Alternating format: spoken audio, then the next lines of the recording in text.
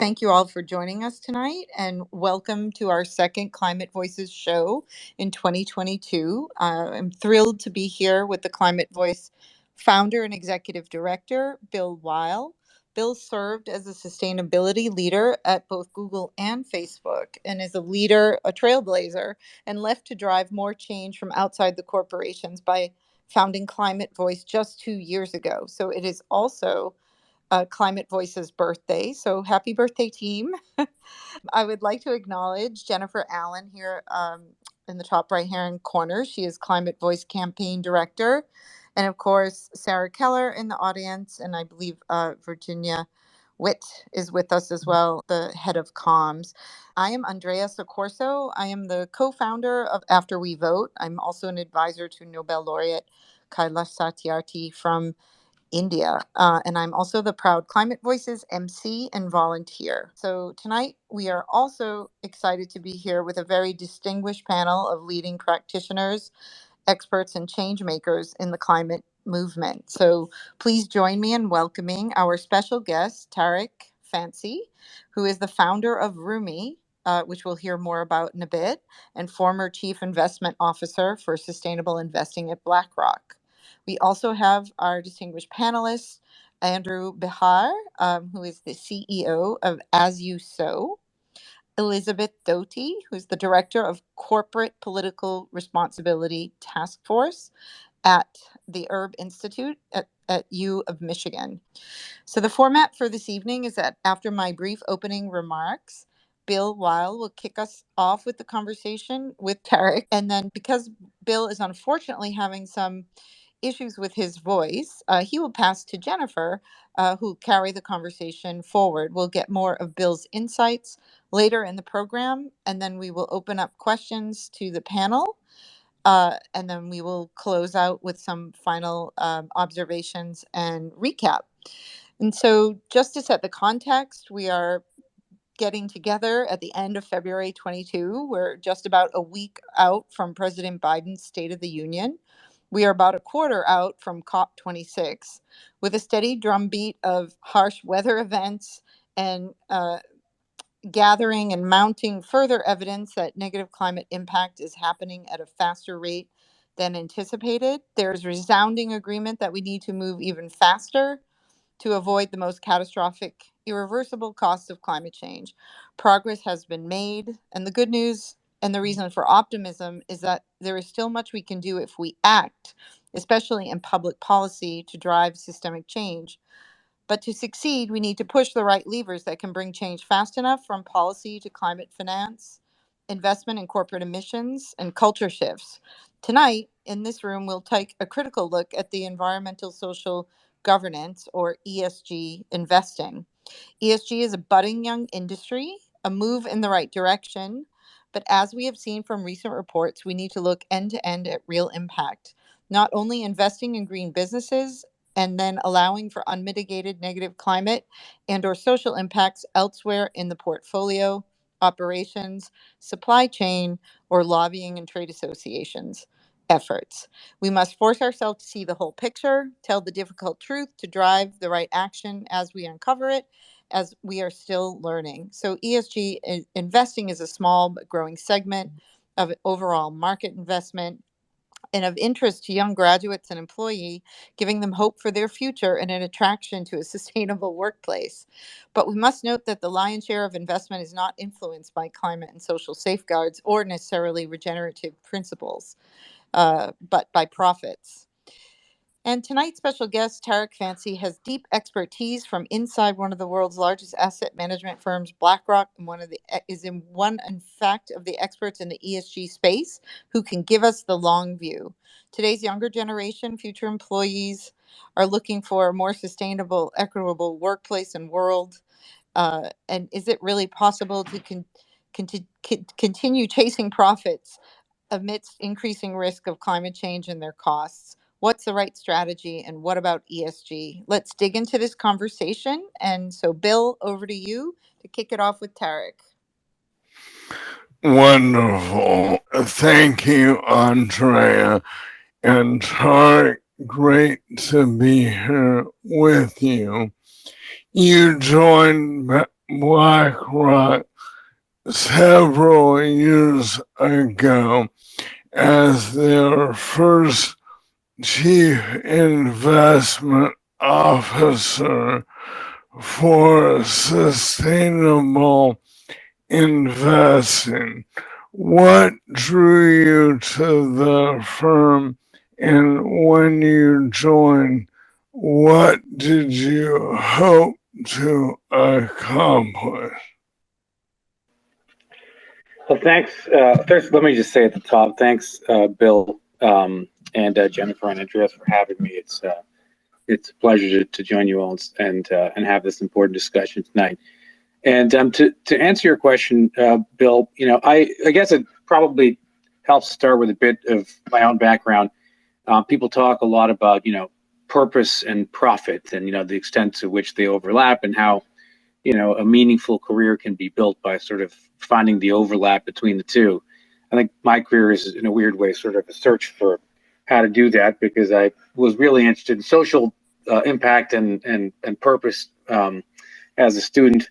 At the end of undergrad, sort of stumbled into, I guess, the profit end of the spectrum, doing banking in the tech sector, just having done technology stuff, and then sort of wanting to learn banking through the lens of a sector I understood. And then after spending many years sort of doing distressed and other sorts of investing and building strategies at a large pension manager, ended up doing purpose, and that was the founding of Rumi, which does sort of makes learning purely nonprofit that makes learning free and easy. And so that was sort of a switch from profit that was motivated by some personal events to one really driven by purpose. And that kind of led to me getting tapped on the shoulder for the role at BlackRock, right? Because in some sense it was viewed as being, an overlap of the two, right? It was a traditional profit models that I knew very well as an investor, overlaid with sort of the understanding of social impact and how, being a better company or corporate citizen, measuring the second bottom line that I'd learned, as a pure sort of nonprofit founder, how that could be combined and create value for investing. And really, the overlap purpose and profit was this, wonderful win-win. And I ultimately left because, no disrespect to BlackRock specifically or anyone in the industry, right? But BlackRock afforded me a large vantage point as a trained investor at some of the sort of roughest hedge funds and private equity type players, to running a nonprofit. I've sort of seen the ends of the spectrum, and what I saw worried me, right? It looked like traditional profit models wrapped in marketing around purpose. There's tools that could potentially be useful around ESG. There was standards growing; those can be useful. And obviously, most encouragingly, there were people, right? Very excited, generally, often very younger folks who are, they care about sustainability in some sense because they almost have to. And I saw that sort of being combined in the industry in a way that was almost damaging, because you had products that had, sort of invoked the desire of people to do something about social issues, including the climate crisis, but that in actual fact, if you understand how finance works, have no real impact. They're just sort of shifting money around. There's no reason to believe that it have any impact, and no real useful evidence to believe that at a time that we're obviously running out of time. And often, they seem to almost exploit. I don't think it was necessarily intentional. It's hard to know, but they certainly seem to benefit off the lack of knowledge in the public on how financial markets operate. But worse than the products, they're narratives. And the narratives were ones that struck me as lulling us into complacency, by sort of telling us, in a sense, that it's in companies' best interest to be good environmental stewards or, sort of social stewards, because doing so means that they'll be more profitable. And having tried to integrate environmental and social considerations, in particular, the E and the S being the really new ones people are focused on, into the largest pool of assets available in history, as a trained investor, there's no question in my mind that was a marketing role, not an investing role, right? And that the narrative that companies are going to go do ESG, sort of better in ESG on their own because it's profitable, was not true. And I think that is unfortunately why we see every year that ESG words and assets and sort of all the sector grows, and it grows alongside emissions and inequality and a whole bunch of things it's meant to do something about. So in the end, I concluded that it was, I remember telling a friend, I said, this looks like giving wheatgrass to a cancer patient, right? The world's a cancer patient, climate change in particular is like a slow growing cancer. And we were giving well-marketed, green-looking wheatgrass juice, frankly, that there's no reason to believe is going to do anything to stop the cancer. I love that metaphor, and I think having run sustainability in a couple of big companies and reported to CDP and others, there's no question that some companies can do well by doing good, but most in the end do a bit of good, and I think focus primarily on profit. So let me hand it off to Jennifer to pick up that thread. Thanks so much, Bill. And thanks, Tariq. So, you've actually called ESG investing, a dangerous, even a deadly distraction. And I guess for the critics out there who might argue, ESG might not be perfect, but it's certainly an important lever to solve the climate crisis. How do you address that? And why do you think it's such a distraction from what's most important? Let me answer that with 3 points. First, why I came to conclude that ESG as practiced today, again, doesn't have to be this way. It could, these tools, we can get to that, but the tools could be combined better. But, why? So first, let me start, why is it a deadly distraction as it's practiced today? Number two, why I sort of then went public about it, because I do think that business leaders, they know that in some form it's dangerous. And then finally, sort of why I think that, I don't buy it's not perfect, but, but it's doing something. So first, why it's a dangerous distraction. I mean, when I left, I felt it was wheatgrass to a cancer patient, and that it wasn't helpful. That was not a reason for me to go public and sort of start a fight, an intellectual fight of ideas with my former employer. That was a reason for me not to spend my time doing it, because I decided, well, I came back to do purpose and profit. This is sort of not that. And so I came back to Rumi, and really what happened was soon after the pandemic hit, and I started to think about it more and more after I left, and I started to wonder if it was actually not harmless, it was actually dangerous. And the reason I started to think it was dangerous is that every time I talked to people I knew about sustainable investing and about sort of the tools and using your 401k to invest and other things, it became clear to me that they seemed to believe that this might allow us to leave things the way they are, right? I mean, again, it's tough to convince people to, pay new taxes, right? So a carbon tax, for example, is not going to be particularly easy to pass if the public believes it's unnecessary and or that there's an easier way to do it, right? A quick fix. And I happened to read a paper that came out of Carnegie Mellon in 2019, in which the authors actually found definitively that if you show people quick fix solutions, little things, nudges, and other things that were quite fashionable, as a way to fight climate change, it substantively lowered their support for a carbon tax afterwards, right? And people sort of say, well, why can't you do both? The reality is, if you show people, an easy way and a hard way, yeah, they could do both, but there's a very good chance they're going to take the easy thing and hope that means that they have to avoid the hard thing. And so I actually, before deciding to go make this argument, the first thing I decided to do was test if that's true. So working with a university in Canada, I teamed up and we did a study looking at the attitudes of the public. And we found that the more you show people headlines around sustainable investing and business leading the way on its own, and Larry Fink saying, companies do social purpose and so on, the more that actually it distracted them into believing we don't need government action. What's interesting about that is it didn't work really properly in Canada. And maybe it's just the history of people, understanding that health and other things can be provided by the government, even though I'm talking more of government as regulator rather than government as provider.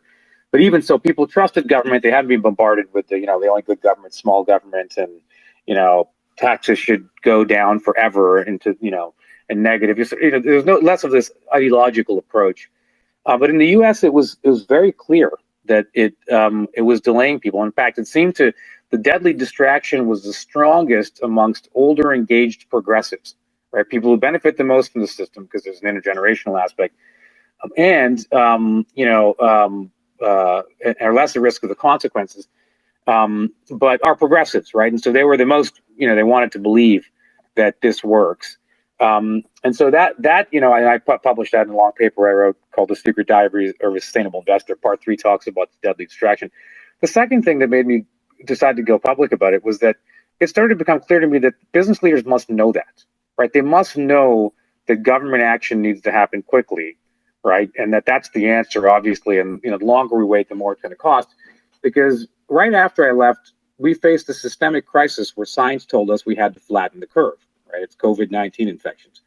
When the incubation period was a few weeks long, suddenly Larry Fink and the Business Roundtable and a whole bunch of folks who seem to believe that free markets self-correct, which is, frankly, what is stakeholder capitalism is by another name, they suddenly said, oh, no, we need government action, right? And you could see that they were, today they have a hypocritical approach where they're saying, well, the fast-moving curve that happens to be moved, happens within weeks and happens to therefore affect our interests and our health more than younger generations. That one needs government action, right? So that's suddenly what some on the right would call socialism, right? Or certainly a non-neoliberal approach is applied to the one that affects their short-term interests. But for a systemic crisis where science telling us to flatten the curve, but it's moving slowly for greenhouse gas emissions, that one, even though the experts, epidemiologists in the first case and economists in the second, the economists have been telling us for decades we need systemic regulation led by government, beginning with a carbon tax, and then industry by industry regulations, from clean energy for new buildings energy to vehicle emissions limits, so on. All of those got thrown out, and it was stakeholder capitalism and net zero commitments to voluntarily become net zero by 2050, even though the entire premise behind the climate problem is that there's a market failure and it's cheaper to burn fossil fuels than we need for it to be as a society, right? It was very clear that they couldn't possibly hold one position on one issue and another on the other, outside of us recognizing that's obviously them just talking their book and aligned with incentives. And so when you put those two together, it's a deadly distraction, right? So if you take the wheatgrass analogy, it's like realizing that not only are we giving wheatgrass to a cancer patient, we now understand clearly that the cancer patient is delaying chemo, right? Because again, if someone tells you that, this wheatgrass is amazing and they market it well, I would say I'm fortunate never been a cancer patient, but I don't believe that, I can't doubt for a second that the more you market it, the more people will believe the fantasy, right? And avoid the harder medicine. And on top of that, they must know it because, they had to show their hand with a faster moving systemic curve science told us to flatten. And then so that's kind of why I decided to go public about it, which is that it's a deadly distraction slowing us down. And I think leaders at this point must know that. And I'd say, the answer of ESG is good, but not perfect. I have to say, this is an important one because there's a bit of a confusion, I think, sometimes between some progress and enough progress, right? We have to be clear about this. Some progress tells us nothing, right? It's impossible not to have more electric vehicles on the road than 10 years ago, more renewable energy, and so on and so forth. Obviously, we're going to make some progress, but pointing to that alone confuses the rate that we need, right? We're clearly falling behind, as we know from the latest IPCC report. And I think, honestly, some versus enough is a matter of privilege, right? We're not all in this together, right? In the ESG space, to say nothing of more broadly, I've found that the people who are the most impatient about the rate of change are almost always younger folks, right? And folks who will sort of, often in more senior positions, say, oh, well, we're doing our best and this is, we're making some progress. And it's just, if we could ask younger folks to miss education, for a year or two for COVID, to endure the worst mental health effects and so on and so forth, I think it's only fair that they turn around and demand better results on the climate crisis. And at a minimum, that's less greenwashing and sort of misleading marketing around what's being done in the ESG space. I think more realistically, I think it's an honest conversation about the fact that when you have a clutter of misinformation with a systemic crisis, you can't have people believing that the horse tranquilizer and the drinking the bleach and the mask and all these things are the same. They're not, right? We need clarity because we run out of time quickly and the curve runs out of control. And today, my view is not actually that people should listen to what I'm saying per se. My entire point is that there are experts, like the guy who won the Nobel in 2018 and saying we need a carbon tax and a whole bunch of others. Their voices get drowned out when quick fix solutions appear. And honestly, we kind of know, right? I mean, this is basic economics from Arthur Pigou 100 years ago, right? These are externalities. They need to be regulated and internalized, and at a systemic level, that will move the debate. And last point, real quick, the people often say that sort of the Overton window gets shifted, right? We're having a conversation now because of ESG, and that's moving it. Again, I just, on behalf of the 8-year-old girl in Bangladesh who doesn't have a carbon footprint and needs better results than we're getting, I just don't think that that's good enough. I think the Overton window around the need for climate action and thus adjusting how the private sector operates, financial markets operate to support that, has been created by scientists and brave academics and people who have alerted us to the scientific problem, right? The IPCC report is a great example. Yeah, no, and we agree with you totally on that. And Bill is very fond of saying that when it comes to climate, winning slowly is as good as losing. So Right. The urgency, I think, is incredibly important point. So as you know, Tariq, at Climate Voice, we are really focused on highlighting the hypocrisy between what companies say about climate versus what they actually do when it comes to lobbying for the meaningful regulation and legislation that we need to solve the crisis. So as an insider inside these companies that are trying to get a lot of PR and credit for being green and having ESG programs and the rest of it, why do you think that gap is so wide? The gap between sort of what they say and what they do. Yeah, like all the commitments and pledges and then not doing the things that would really matter. I think it's a combination of A, that people operate according to their incentives, and B, those incentives are very short, right? So if you have incentives that, again, we accept that people are going to operate, the system operates for the most effective way to protect and preserve profits within the rules, right? The legally, created rules.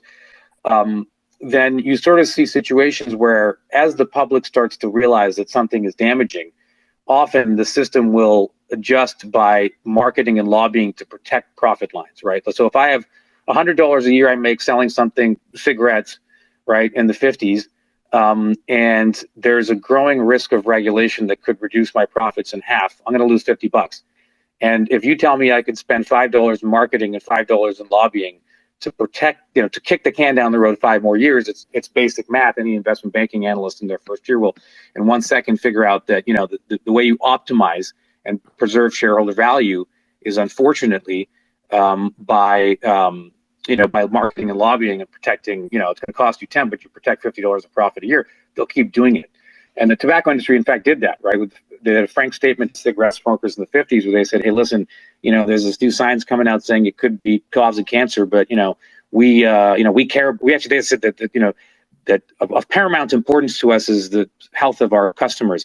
That, to me, is a parallel of the Business Roundtable statement in 2019, in which they said we care about all stakeholders. Later, 2 lawyers at Harvard Law School did a study and found that 98% of the companies that responded to a request on whether or not they even took it to their board said no. Right. And so I think, to answer your question, the gap is wide because, I think that the system is going to protect its profit streams at all costs within the rules. The rules have unfortunately allowed probably too much spending and lobbying and dishonest marketing for years. And post 2010, the amount of money that can go into politics is even worse. And I think that, unfortunately, it probably is in short-term shareholder value to prevent regulation and protect dangerous profit lines. That's not in the public's interest, right? It's not even in the younger employees' interest, but it's only going to be in the public interest if we fix the rules of the game and internalize the externalities. And it's only going to be in the younger employees' interest if the system actually is very long-term. Both of those things, it's not. Well, to that point, you always describe yourself as a capitalist. So I'm curious what you think it will take for capitalism to actually address a systemic problem like climate. I think the biggest problem we have right now with capitalism is the set of capitalists that seem to believe that they can fool people into believing that there's only one version of the system, right? Like, let's take the United States of America. But first of all, you could, let's put it the way, you could move on 2 vectors to understand capitalism, right? One vector is looking at a point in time around the world Well, if we look at that, we'll see that there are different versions of capitalism, including Scandinavian countries that have, great outcomes in terms of productivity, but also, a good safety net and, an understanding of the need for government to lead in protecting a natural environment, and the idea that markets are a production of, there is no such thing as a free market. They're a production of rules, and those rules are delivered. Or you could go over time, right? So you fix the place and you go backwards in time. And in the post-World War II period, the U.S. had better outcomes from capitalism in terms of economic inequality and environmental protection, though there was no acronym ESG, right? There was no parallel financial system of, purportedly green assets that claimed to undo what the regular financial system was doing, because everything, worked in the right way, right? I mean, Richard Nixon founded the EPA in 1970. I think that's difficult. It's those outcomes are achievable, and just the same way that if I went and I saw, a basketball game, and players are punching each other out, and it was just become really dirty. The conclusion should be that we can fix this game by updating the rules and getting referees to enforce them. Not that we should just give up on basketball altogether. But if people are only shown one version of capitalism, and that's what was happening to younger generations today, right? The majority, I'm 43, the majority of people younger than me don't believe in capitalism. It's because they believe that this is the version of this. This is what capitalism looks like. It's a wonderful system when managed well. It's not being managed well right now. So if Larry Fink were here on Twitter with us, what would you tell him to do to fix this problem? Because you started with, it doesn't have to be this way. So if you were in charge of all of BlackRock now, how would you make it work? Well, so first of all, I would love it if Larry Fink would join, because I've been making this thing for 11 months, and I guess he must not have heard about it, because I have not heard any response from him to it, which is a bit disappointing, because something as important as this, and clearly in the public interest, I suspect should be subject to a robust debate. But, if he were here and I could give him a suggestion, it would be that, preserving the planet and, in fact, the political foundations of the system we need to solve the planet's problems at scale, which I would argue is capitalism, we need to have an honest debate, right? We need to have an honest conversation. Right now, financial markets will chase profit in every day of the week. And it's not just, one of these like things you say, oh, the greed is good. I mean, I did distressed investing. Like, we were looking at anything that was legal and made money. I mean, the sharpest elbowed corporate raider hedge fund types. I saw that part of the market. I invested it for years. And when you've been there, you realize that just because 98% of people don't do something that's good, they don't want to own an oil stock or this, that, it doesn't matter as long as some percentage do, right? And that's why the divestment makes no sense. I mean, porn companies exist, right? You can't invest in them.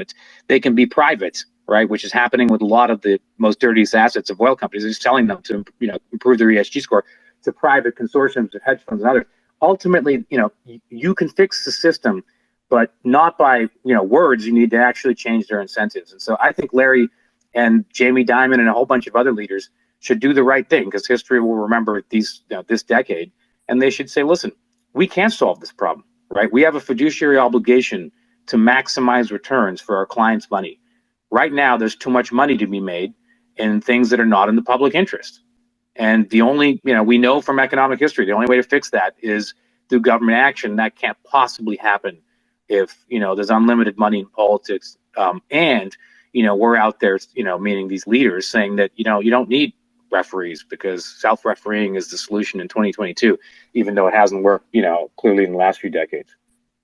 So as you know, at ClimateVoice, we feel like a really untapped lever is employee advocacy. And we're trying to sort of galvanize employees to push their companies to do the right thing and to close that gap in terms of the hypocrisy.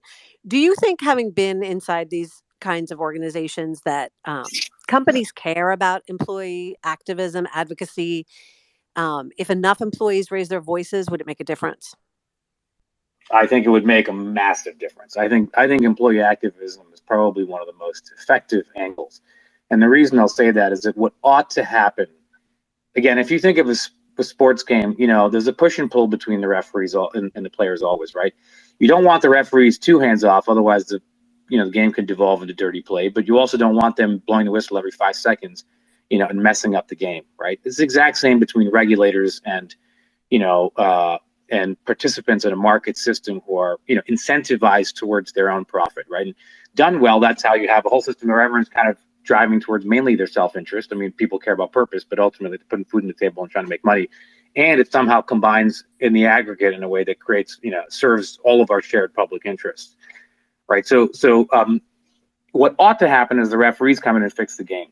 With unlimited money in politics, that's not going to happen, right? I honestly don't think it's going to happen in the way and the speed we need it, because particularly in the U.S. with two political parties with unlimited money, they're going to eventually look like companies, right? They're going to be most responsive to where they get the funding that allows them to, win, right? Which is what their ultimate bottom line and their purpose. And so, I kind of joke sometimes to people and business leaders. I'll be sitting on a panel and say, well, why are you telling us? Why don't the politicians do it? And I'll say, look, the difference is that the politicians have short-term incentives, right? They're trying to get elected every few years. And the business people have short-term incentives because they usually get paid in the next few years. The difference is the politicians are begging for the money. The business people have the money, right? And so that's why I think that the real debate, if the political system is that sort of paralyzed, has to happen within the business community. And it has to be employees who, frankly, are, the rank and file, right? The mid-level ones, the younger people, who don't benefit as much from the current system, but are increasingly at the risk of the consequences of inaction, who have to sort of push back on their own, leaders. And, CEOs are very, very sensitive to, to employee activism, because if that goes on for long, the board, basically is forced to boot them. Right. I actually think they're more worried about their employees turning against them than they are that, the politicians who they have many, many ways, to influence coming in and telling them to work differently, at least in the near term. Yeah. So I know that Larry didn't respond to you, but did any BlackRock employees reach out? Do you feel like your critique is making a difference internally? I mean, some people have to be listening to him. Oh, yeah. I mean, a number of employees have, some have been, done it on their own, just by their own name. In some cases, anonymously have reached out and sort of asked questions about it and said there's, that people are discussing it there. And I think, if you're employees who care about this kind of topic, I think it's impossible for them not to have noticed that Larry and senior management are not responding, right? I mean, if from their perspective, I think they would look at it and they'll say, well, we don't want to believe that we work at a company that's, that's not helping or potentially even hurting or creating a placebo, right, that delays action on the climate crisis and other pressing issues.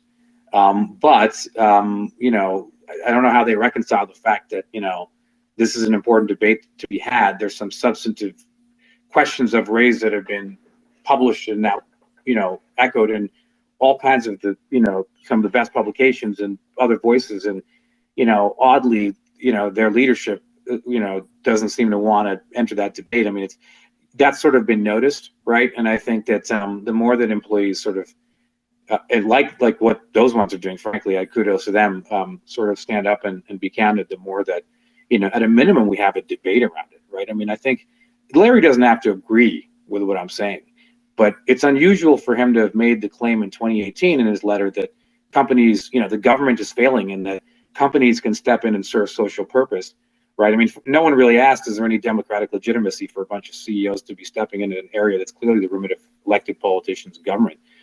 From a democratic principle, right? I mean, Milton Friedman was against it. Adam Smith would be against that.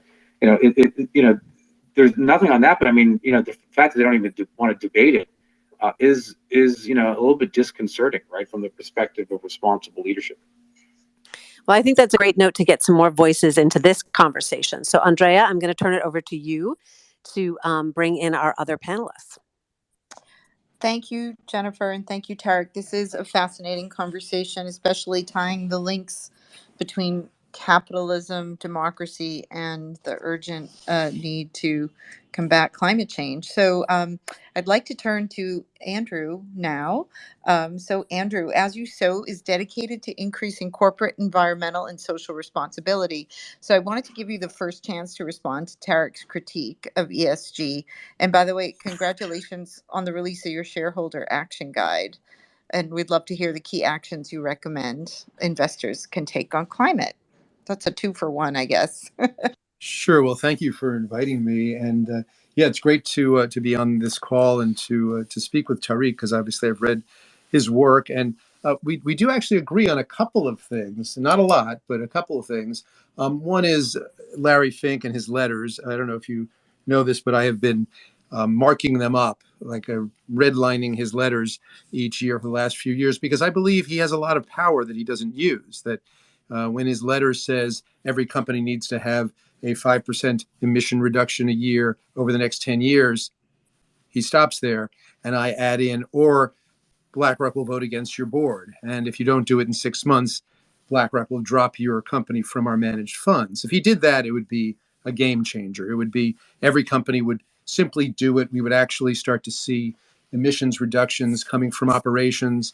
And that would be a game changer. Similarly, Jamie Dimon has a lot of power that he doesn't use. These people who aggregate this power and choose not to use it are it's always a question in my mind, like why. They've obviously identified the problem, and Larry's saying climate risk is investing risk because he's a universal owner and he knows all the supply chains are going to be destroyed.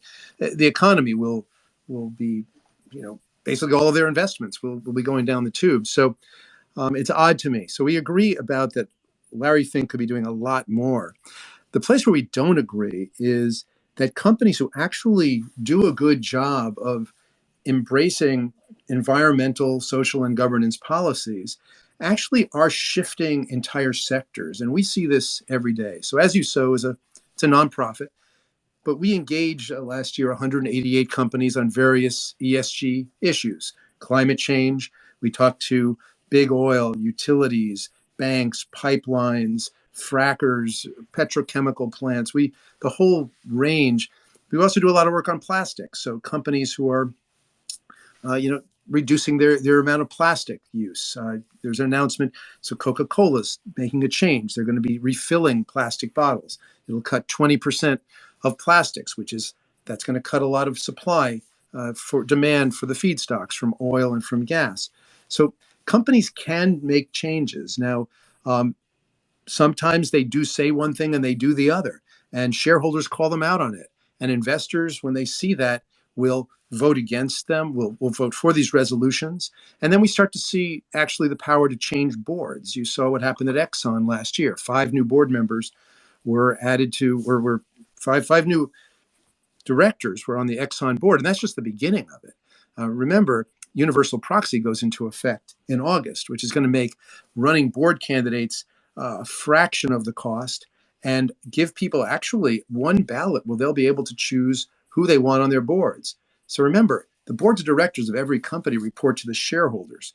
And when the shareholders are seeing that these boards are not incentivizing their executives to, let's stick on climate, but reduce emissions by 5% a year, those boards are going to be changed out. There's a shift in power happening here, as well as there's a movement for fractional voting, where BlackRock, Vanguard, State Street together own about 17% of every company. BlackRock last year said they're going to be giving the ability to vote to some of their institutional investors. Now, every BlackRock could give it to all of their investors. Vanguard could as well. Fidelity already does it to their 401k plans. So one of the things we're doing is organizing employees to demand that their 401k plans, which are deeply invested in oil and coal and gas, fossil-fired utilities, that those target date funds, that nobody has a clue what's inside of them because they're hidden through layers of just opacity, that those change, that they're allowed to invest sustainably. Yet none of these companies even offer truly fossil-free or truly deforestation-free funds. So that's another layer of ESG, where we just did a study, 90 mutual funds with ESG in their name. 60 of them got a D or an F on As You Sow's grading on environmental, social, and governance issues. So the SEC is not enforcing the naming of things. People think they're investing in reducing climate risk, and what they're getting is the same old stuff. BlackRock has the Low Carbon Transition Fund, TCU, and it's Exxon, Chevron, and all the big oil companies, all the big coal-fired utilities. So until there's actual, and so this is where you get into policy. The SEC needs to set up a glossary, what words mean, enforce them, because the money that's coming into the system, and it was 10 years ago, it was 1 out of every $12 was invested in ESG. They say now it's 1 out of every $2, but a lot of it's going into the illusion of ESG because the words have no meanings, the names of the mutual funds have no meanings, and also, frankly, pension funds, 401k plans, 403b plans, you don't even know what's inside of them. So it's an area that needs a lot of work, but structurally, when we start to get some actual veracity to the words, when corporate disclosure starts to be accurate, we've been filing resolutions. Last year at Exxon and Chevron, got a 49 to 48% vote. This is about auditing. This is about the company saying greenhouse gas emissions are material meaning financial, but they didn't put the disclosure into their audit. We believe that board audit committee is in breach because they accepted that audit, and their disclosures were actually quite misleading. So we're at this moment in time where stakeholder capitalism is beginning to be implemented. We're seeing companies that are actually moving into this space, they're actually adopting and embracing it, and they're starting to get the investment. They're starting to also get the win the loyalty of their customers, and they're the ones who are actually leading sectors that are moving in this way. So I actually am very positive about the movement that's happening. I think it's happening too slow. I think that we need to have a lot more rules in terms of what things are called, how things are named, but that ultimately the companies who are also looking at a longer time horizon in order to embrace these ESG principles are the ones who are going to be thriving in a sustainable and a regenerative economy based on justice and sustainability. And the extractive economy is going to be winding down. And so that's what I'm seeing from where I'm sitting. Thank you, Andrew. Tariq, we give the guest speaker a right to reply before we move on to the next question. Well, sure. I mean, I guess I'd say just a couple of things. I mean, so thanks, Andrew, for your thoughts and the work that you do.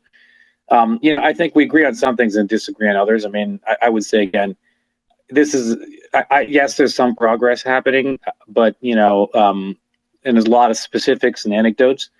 Those are encouraging me, but I know that they don't translate into changes to the aggregate report card the way that we need, right? I mean, it's kind of like you need to flatten the systemic curve. You need a systemic response, right? With COVID, I could tell unlimited amounts of stories about schools that decided to do the right thing or individual action, but to flatten the curve, we needed to close the schools, restrict travel, make masks mandatory. I worry about anything that sort of is driven by the sort of individual story stuff that seems to disconnect with the results we see every year, because those are precisely the areas where that divergence between optimism in words and actual results are what's destroying the faith of the young in capitalism, right? I mean, that's why Greta Thunberg says all she's seeing is blah, blah, blah. And the majority of the people younger than me don't believe in capitalism. Those are small trends until they become big ones. Again, I think it's positive that people do more engagement. Engagement with companies is better than divesting, which is, arguably useless. But, the distraction is always from the third, which is regulation, right? So think of the tobacco example, right?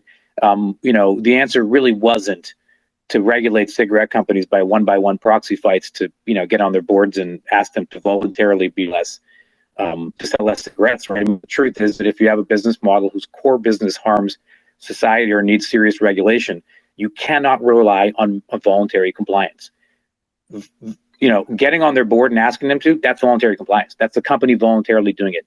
Mandatory compliance is the government passing a new law. That's, the referees coming in rather than relying on good sportsmanship. So, stakeholder capitalism at its core is really just a free market self-correct thesis by another name. It's marketed extremely well, but from an incentives perspective, that is what it is. And I worry about anything that takes away from the case for mandatory compliance, because we are running out of time. And the ESG community should be supporting mandatory compliance, because it means that their roles move from being sometimes marketing and nice to haves to being, core functional parts of a business, right? Doesn't report to the CMO anymore. Now it's the COO. And I think that right now I think BlackRock and all, to be honest, that they can't make those changes themselves. Last point on that, BlackRock can't say that he's going to vote against, if you don't reduce 5%. I mean, this is an important point. I know 100% the reason why BlackRock can't do that, because they'll get sued, right? You cannot make an argument when you're a fiduciary that lose money for your shareholders. Ultimately, unless there is someone internalizing the externality, whether it's charging you for pollution or dumping or something, Delaware law is very clear. The shareholders might make more money by kicking it off onto the public, right? And Delaware's law is clear about the fact that no matter what marketing they have, your primary obligation is to shareholders, right? And so legally, their hands are quite tied. And I think that's one of the reasons that I say that business leaders should be honest about the fact, not that it's something they can solve, but aren't, right? Because that's what's creating this impression of why aren't they doing it every year? They must be evil and greedy. It's actually that they can't solve these problems, and they're saying that they can because, you could hold off the government referees with one hand, through lobbying and payments. And then as that's happening, they're realizing there's a way to exploit the resulting social angst by selling, a bunch of things that, again, ESG products have 43% higher fees. And for the most part, these public market products can't show that they have any concrete impact that wouldn't have otherwise occurred, right? ESG, ETFs, and other things. And so those are what worry me. I think that, the longer we show patience for that, the more we risk the entire system. And I don't mean the planet anymore. I mean also capitalism. Thank you, Tariq. So interesting, lively discussion, different views from deep experience. Let me move on to Elizabeth. Elizabeth, just as a reminder, Elizabeth Doty is the director of the Corporate Political Responsibility Taskforce at the Erb Institute at UMichigan. So, Elizabeth, welcome again. We'd like to hear more about the mission of the Corporate Political Responsibility Taskforce, which segues nicely from some of Tariq's last comments. And what do you hope? What are your member companies trying to accomplish? Great. Thank you very much. And thank you for the opportunity to be here. And it's been wonderful to see the evolution of ClimateVoice's impact and clarity and the strength of your campaigns over the last 2 years, very short time. So thank you for inviting me. And I find this fascinating and I think so relevant. I mean, I think we're on the edge of whether we'll have impact or not. And I would say the Corporate Political Responsibility Task Force, or CPRT, is kind of based on the overlap between Tariq, what you've been talking about, and Andrew. And the idea is based on an article by Tom Lyon and faculty director and a number of other academics, that it was called CSR Needs CPR. And that is that you're not going to get to sustainability, and if you define that broadly to sustainable systems, you're not going to get there if you rely on voluntary measures that are piecemeal and can go away at any time and don't get to the systemic thresholds.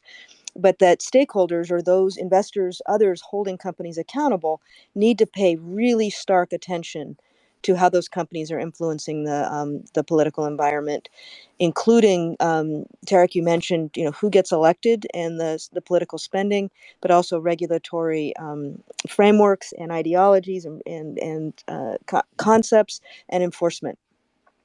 And that is the place where, if you are going to exert stakeholder influence, that would be the place to target. So I think it overlaps with what both of you are talking about.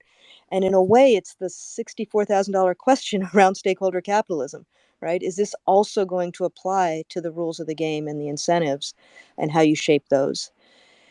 The twist was, I have a 30-year background as a practitioner inside companies working on executing corporate strategy from an operational perspective.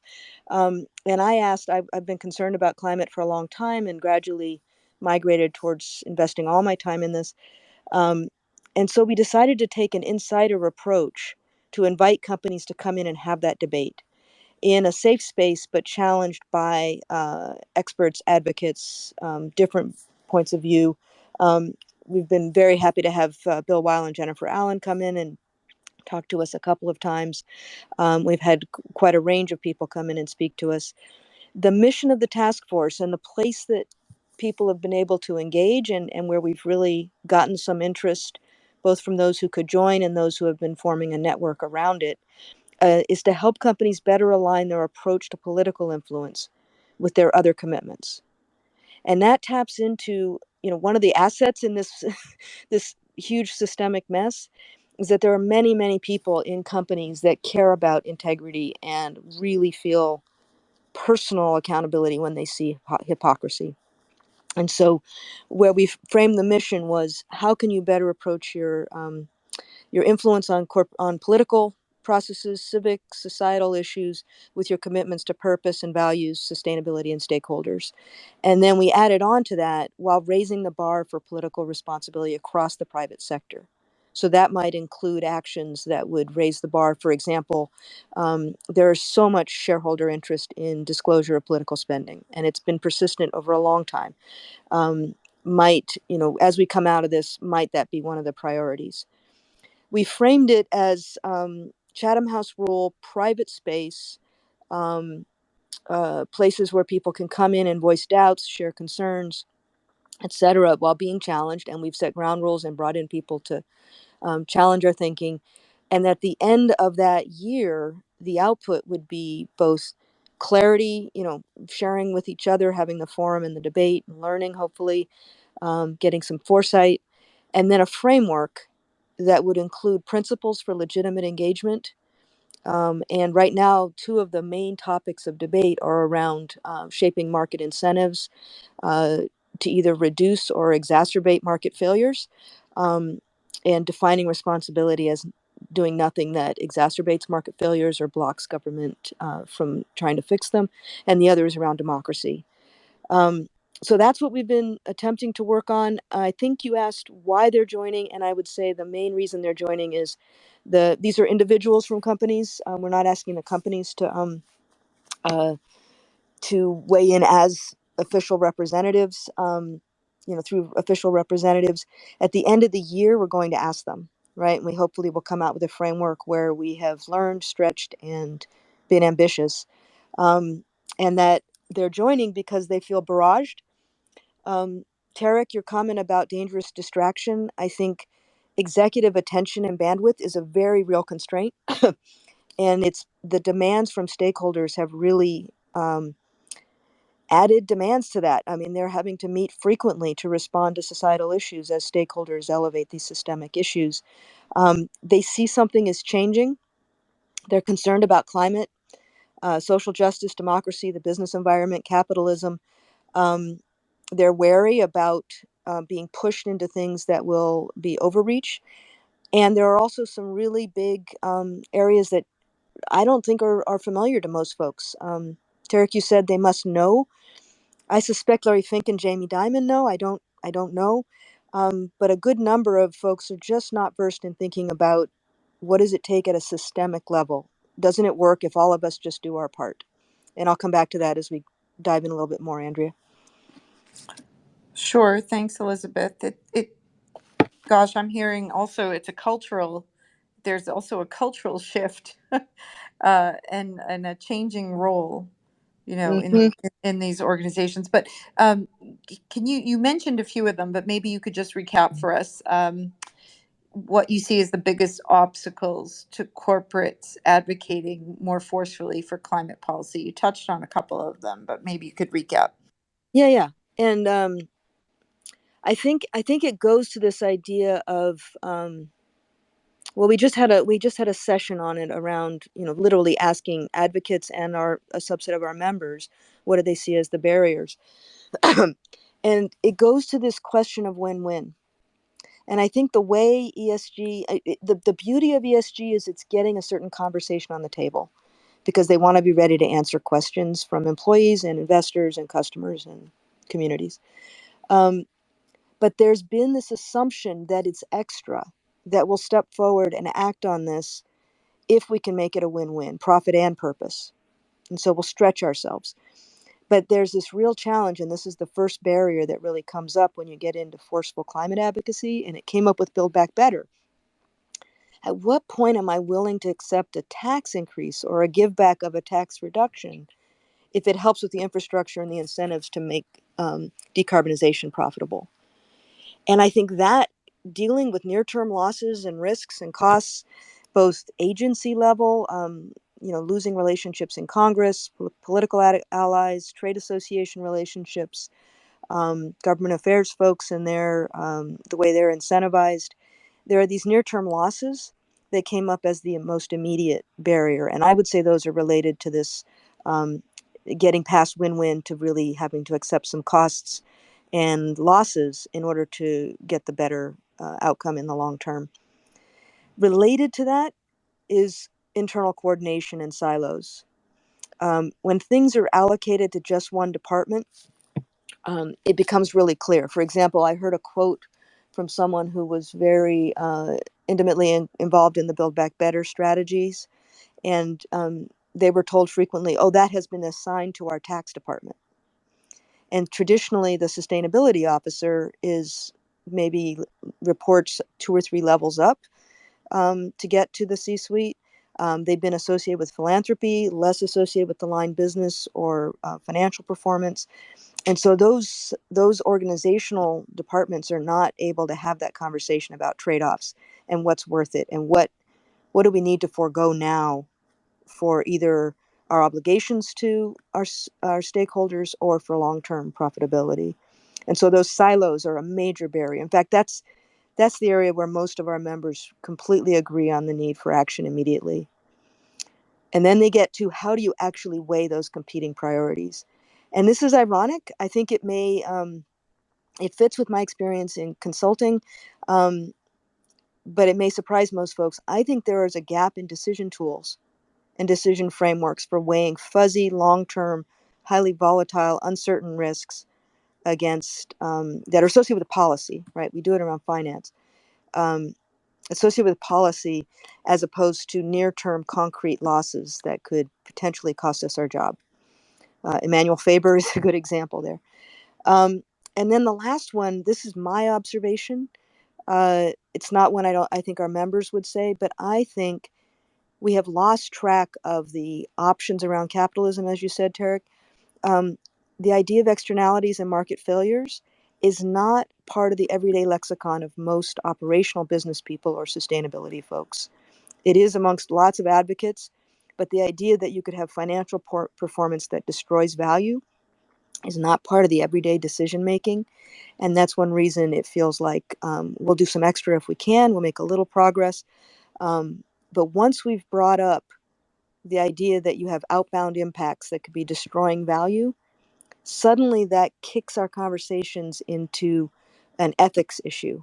And I think that's where there's some hope.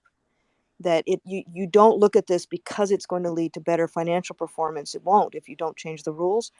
But when you realize you have outbound impacts that are destroying value or damaging stakeholders or shareholders even in the long term, we're seeing values kick in. And we had a really vivid discussion 3 meetings ago around the need for the values case when it comes to externalities. But that has taken us 3 meetings to get that on the table. Thank you. The one thing I'd say, what I sometimes say that, a lot of folks know, I should clarify that, as mentioned, actually, I think you guessed, I mean really the folks at the top. And I specifically probably say the finance folks, because it's an industry I know well. And I suspect that, David Solomon and JP Goldman and, Jamie Dimon, all those folks know. I do. Yeah, I think across other industries, it's more murky and certainly outside of the C-suite. Yeah, thank you. There was a recent study from Deloitte that mentioned a U.S. transition to net zero would cost approximately $35 billion per year for 10 years, but the cost of inaction would be about $14.5 trillion estimated. So that's something for us to think about. So Jennifer, over to you. Yes. So as we mentioned at the top, ClimateVoice turned 2 years old on 2/22/22, which we thought was a very auspicious date. So please, everyone here, check out our new website, join one of our campaigns, and please support our work by making a donation. I want to thank all the amazing panelists and Tariq for his thoughtful insights, Andrew, Elizabeth, always such a pleasure, and Andrea for your seamless moderation. I wanted to offer just a few thoughts in terms of wrapping up, and Bill was sharing his thoughts with me too. So this comes from both of us. And obviously, Bill's experience as an insider, both at Facebook and Google, really makes this question just more and more relevant. And what he said was, we need to prioritize, right? We can't keep kicking the regulation can down the road while we make ourselves feel good about voluntary action. And I think that we had a really, important conversation here today about voluntary versus mandatory, which is the conversation that's sort of sucking all the oxygen out of the room, and we can't substitute rules. We need people to act. We need them to act much quicker. And when we look at the Build Back Better fight, we know that there's $555 billion of investments in climate that still potentially are on the table, but we don't seem able to come to consensus and have the hard political conversations to make it happen. So I hope you all follow us at Climate Voice. Please continue this conversation. Climate Voices is a monthly series. So check us out on Twitter and we'll invite you to our next one. And thanks everyone for coming, and have a great evening.